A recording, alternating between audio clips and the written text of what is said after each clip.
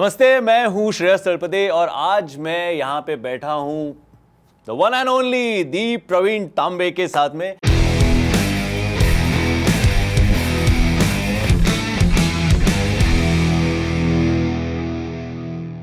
प्रवीण भाई, मुझे एक बात बताइए, ओरिएंट शिपिंग की आपकी ढेर सारी अच्छी यादें, बहुत सारे दोस्त वहाँ भी बने, बट जमील सर जो बॉस थे वहाँ पे, उनका आपके करियर में कंट्रीब्यूशन कितना है, कितना योगदान रहा है आपके पूरे करियर में जमील सर का? एक्चुअली मैं जो भी हूँ आज उनके वजह से हूँ, क्योंकि उन्होंने जो बैकअप दिया जो प्लेयर लोग को चाहिए वो जमील साहब ने ही दिया। उन्होंने जब भी हम लोग खेल रहे थे ओरिएंट शिपिंग को, तो हमको कुछ भी कमी नहीं करने दी उन्होंने किसी भी चीज़ के लिए। मीन्स जो गियर हो, क्रिकेटिंग गियर हो या कुछ भी चीज़ लाइफ में क्रिकेट के अलावा कुछ भी फैमिली प्रॉब्लम हो, सर ने बहुत हेल्प किया। क्योंकि मुझे ऐसा लगता नहीं है कि कोई भी रहेगा इस दुनिया में उनके जैसा आदमी।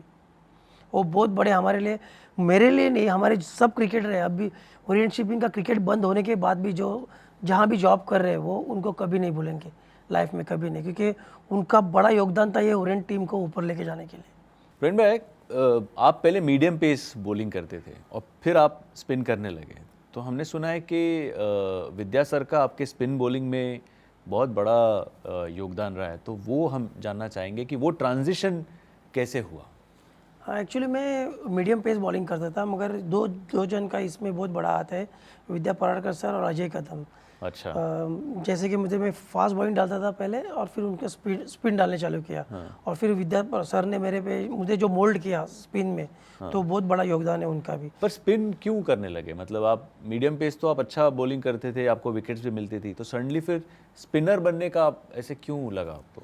क्योंकि मैं एक्चुअली वो टेनिस बॉल खेलता था, तो उसमें मैं स्पिन भी डालता था, तो वो पता था बहुत जन को। तो सर ने और अजय कदम ने मुझे बोला, अरे तू ये डालता है, तो सर ने फिर एक मैच में मुझे बोला कि नहीं, तू लेग स्पिन डाल करके तू स्पिन डालती, टीम को बहुत हेल्प होगी।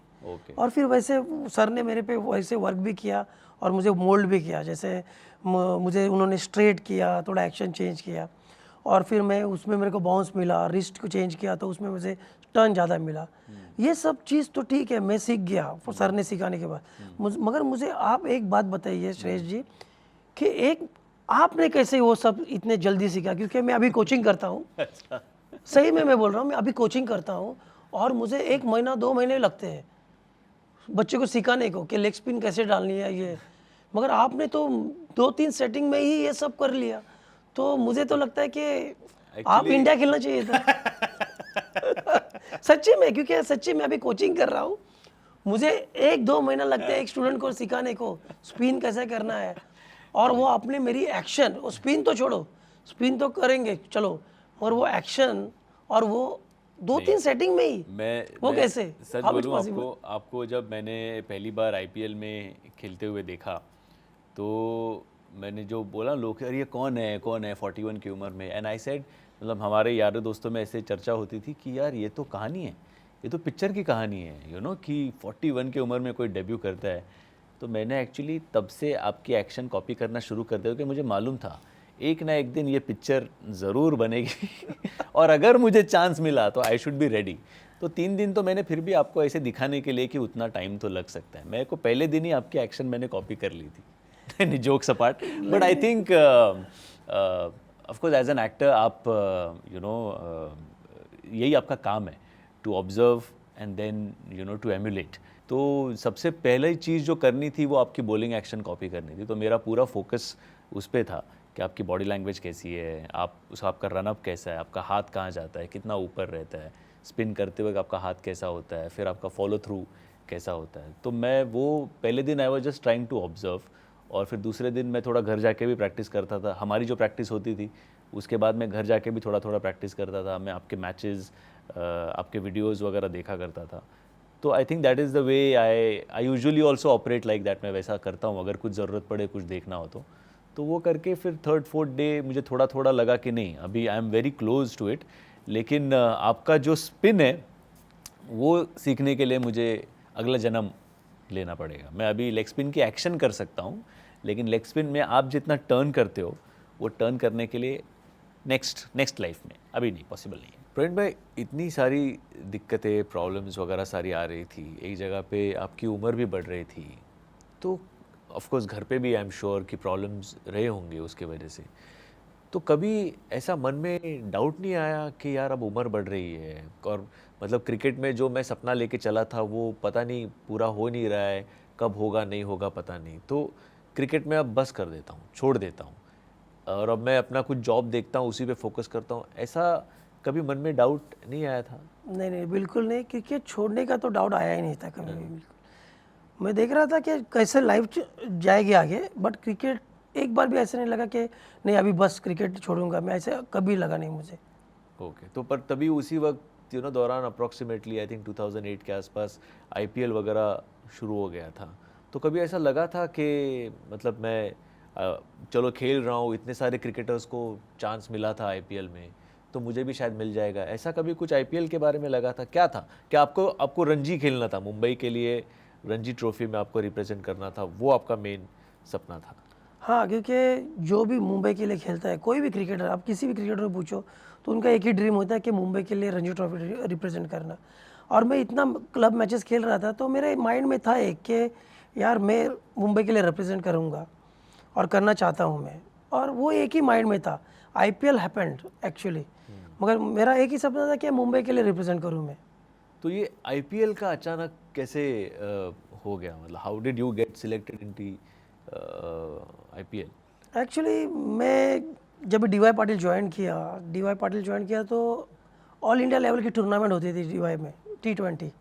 D Y Patil all India level की T20 टूर्नामेंट होती थी, और उसमें भी एक ये स्टोरी है क्योंकि मैं जब भी खेल रहा था तो मैं परफॉर्मेंस अच्छा कर रहा था, और हमारे 2 टीम थी डीवाई में, ग्रुप ए और ग्रुप बी करके। तो मैं ग्रुप बी को लीड करता था हमेशा, और हम लोग ने वो फाइनल्स मारी थी, टाइम शील्ड और वे सब मारी थी फाइनल। तो मैं ग्रुप में लीड कर रहा था और खेल भी रहा था और कोच जैसे था। तो वो साल पर्टिकुलरली वो ईयर मुझे एबी सर ने बोला कि यार तू ये साल ये टीम देखेगा क्या, सिर्फ अगर तू कोच कम प्लेयर रहे, प्लेयर कम कोच मत रहे। अच्छा, तो तू करेगा क्या? तो मैं एकदम डाउन हो गया कि मेरे को क्रिकेट खेलना था और सर ऐसे क्यों बोल रहे हैं। बट उनके पीछे का लॉजिक मुझे पता था कि उनको चांस देने का था यंगस्टर को, मगर वो मेरे को बोल नहीं पा रहे थे ऐसे कि मुझे देने का है चांस। बट मुझे जॉब चाहिए था और मैं जॉब पे था, और उन्होंने मेरे को बहुत बैक की थी, विजय पाटिल सर ने और एबी करोल। तो मैं वो जो भी बोलते थे हाँ बोलता था।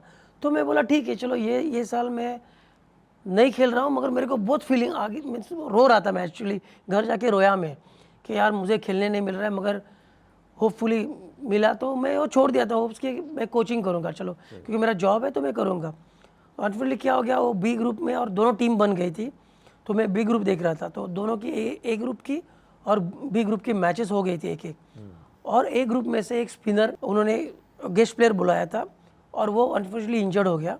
अच्छा, और वो गया निकल के, मैच नहीं खेला वो। अनफॉर्चुनेटली मैं तो बोलूँगा, क्या का अनफॉर्चुनेट। हाँ, वो हो गया, बोलते हैं ना अभी जब भी अपॉर्चुनिटी आती है तो ऐसे ऐसे सब हो जाता है। जो टूर्नामेंट में खेलने नहीं वाला था डीवाई T20 का, वो मुझे ए ग्रुप में मुझे खेलना मिला एज ए बॉलर। ओके, और उसके बाद जो मैं 3 मैच खेले, हर मैच में 3-3 विकेट निकाल के टॉप विकेट टेकर था। वाह, जो मैं बी ग्रुप में नहीं खेल रहा था, मैं ए ग्रुप में जाके मैं उधर खेला, उधर मैंने 12 विकेट निकाले 3-4 मैच में, और वो 12 विकेट निकाल के हम लोग ने फाइनल भी मारी डीवाई T20 की। वाह, फाइनल मारने के बाद मुझे पता नहीं थे, मेरे को लगता है आरआर के जो स्काउट्स थे वो मैच देखने आए थे, और उन्होंने मेरा परफॉर्मेंस देखा वो मैच में। अच्छा, और उन्होंने एबी सर को बोले कि अरे हमको इसको ट्रायल्स को देखने हैं, और तो वहाँ से मुझे राजस्थान रॉयल्स के जो स्काउट्स वहाँ पे आए थे। ओके, जुबिन भरूचा थे, मोंटी देसाई थे, अच्छा, वो दो जन थे, वो देख रहे थे। तो उन्होंने एबी को बोला कि अरे ये कौन, ये अच्छा बॉलिंग करते थे, हमको इनको ट्रायल्स को बुलाना है जयपुर। तो उसी रात हम लोग ने जब कप उठाया फाइनल का, उसी रात के उसकी मॉर्निंग में अगले दिन मुझे जयपुर बुलाया गया, और मैं जयपुर गया ट्रायल्स के लिए। Hello Rahul Dravid, Rahul Dravid, sorry sir. So Praveen IPL खेलोगे?